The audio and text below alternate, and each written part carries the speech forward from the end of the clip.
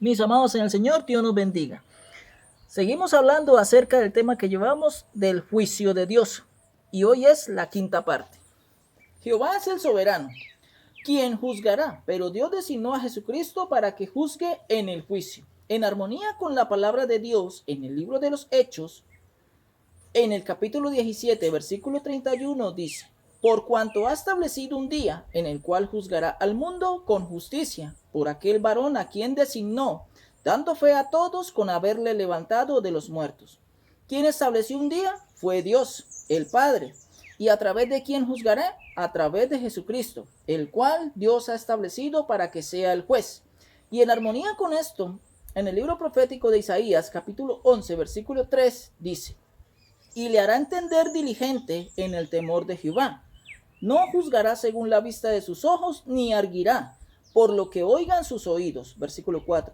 Sino que juzgará con justicia a los pobres y arguirá con equidad por los mansos de la tierra. Y herirá la tierra con la vara de su boca, y con el espíritu de sus labios matará al impío.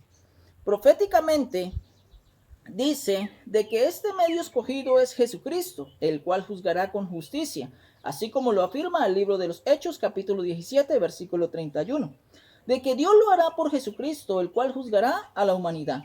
Y en la carta a los Romanos, capítulo 2, versículo 16, trayendo a memoria las palabras del apóstol Pablo, dijo: en el día que Dios juzgará por Jesucristo los secretos de los hombres, conforme a mi evangelio. ¿Quién juzgará? Lo hará Dios por Jesucristo.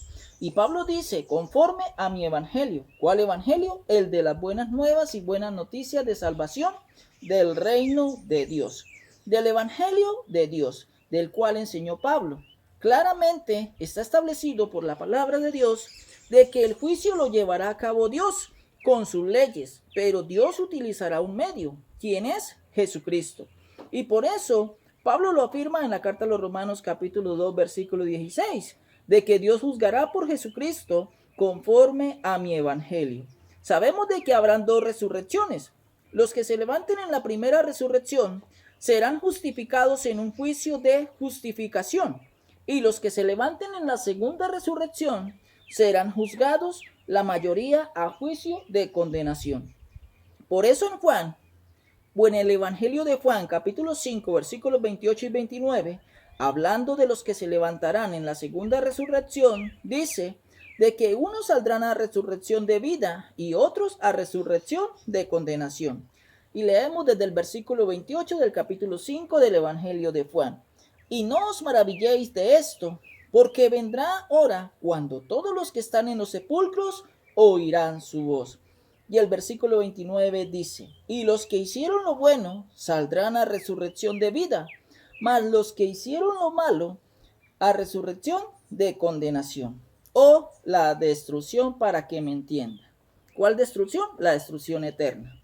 Los que van al juicio ante el gran trono blanco en la segunda resurrección, en armonía con esto, el libro profético Apocalipsis capítulo 20 versículos 11 y 12, y leemos desde el versículo 11, dice: y vi un gran trono blanco, y al que estaba sentado en él, de delante del cual huyeron la tierra y el cielo, y ningún lugar se encontró para ellos. Versículo 12. Y vi a los muertos, grandes y pequeños, de pie ante Dios, y los libros fueron abiertos. Y otro libro fue abierto, el cual es el libro de la vida, y fueron juzgados los muertos por las cosas que estaban escritas en los libros según sus obras. La expresión muertos, grandes y pequeños, no se habla de edad y no se habla de estatura. Aquí la expresión grandes y pequeños habla de estado, de estatus o de posición, es decir, tanto poderosos como humildes. Se habla de todos sin excepción, de los que van a compadecer ante el tribunal de Cristo. Por eso la expresión dice grandes y pequeños. Y eso quiere decir de que son todos de pie ante Dios. Sabemos de que los que se levantan en la primera resurrección pasarán por un juicio, porque el juicio comienza por casa. Y son los que dice la primera carta a los tesalonicenses, capítulo 4, versículos 16 y 17. Aquella promesa en la cual dice que porque el Señor mismo con voz de mando, con voz de arcángel y con trompeta de Dios, descenderá del cielo y los muertos en Cristo resucitarán primero. Y luego nosotros, los que vivimos, los que hayamos quedado, subiremos juntamente con ellos en las nubes para recibir al Señor en el aire y así estaremos siempre con el Señor. Pero en cuanto a los de la segunda resurrección, dice en la segunda carta de Pedro, capítulo 3, versículo 7, pero los cielos y la tierra que existen ahora están reservados por la misma palabra, guardados para el fuego en el día del juicio y de la perdición de los hombres impíos.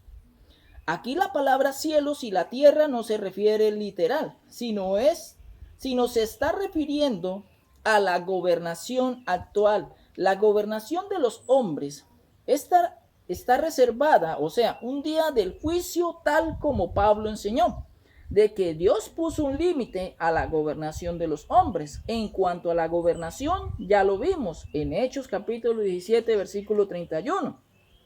Ahora el apóstol Pedro acuña la palabra día y las personas piensan de que el juicio se hará en un día de 24 horas y no es así, porque es un tiempo extenso por el cual se harán cosas designadas por Dios en un orden para sopesar y juzgar la obra de los hombres. En armonía con esto, la segunda carta del apóstol Pedro, capítulo 3, versículo 8, dice: Mas, oh amados, no ignoréis esto, que para con el Señor un día es como 1000 años y 1000 años como un día.